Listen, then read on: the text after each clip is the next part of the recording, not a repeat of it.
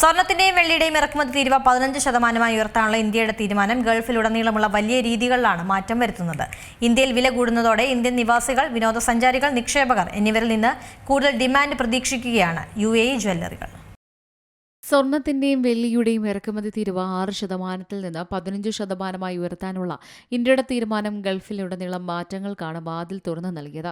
Indian നിവാസികൾ, വിനോദസഞ്ചാരികൾ, നിക്ഷേപകർ എന്നിവരിൽ നിന്ന് കൂടുതൽ ഡിമാൻഡ് പ്രതീക്ഷിക്കുകയാണ് UAE ജ്വല്ലറികൾ.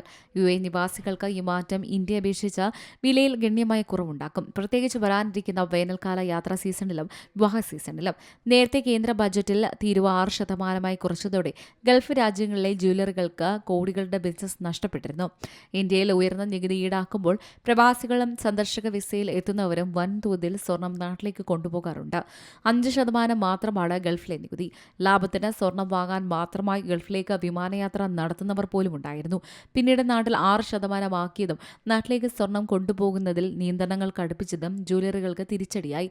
നിലവിലെ സാഹചര്യത്തിൽ ഗൾഫിൽ നിന്ന് സ്വർണം വാങ്ങിയാൽ ഇന്ത്യക്കാർക്ക് 15,000 രൂപ വരെ ഗ്രാമിന് ലഭിക്കാം. നികുതിയില്ലാതെ ഇന്ത്യയിലേക്ക് കൊണ്ടുപോകാവുന്ന സ്വർണത്തിന്റെ തൂക്കം സ്ത്രീകൾക്ക് 40 ഗ്രാമും പുരുഷന്മാർക്ക് 20 ഗ്രാമുമാണ്. പ്രവാസികൾക്ക്, നിക്ഷേപകർക്കും വിനോദസഞ്ചാരികൾക്കും ഇത് വലിയ ലാഭം നൽകും.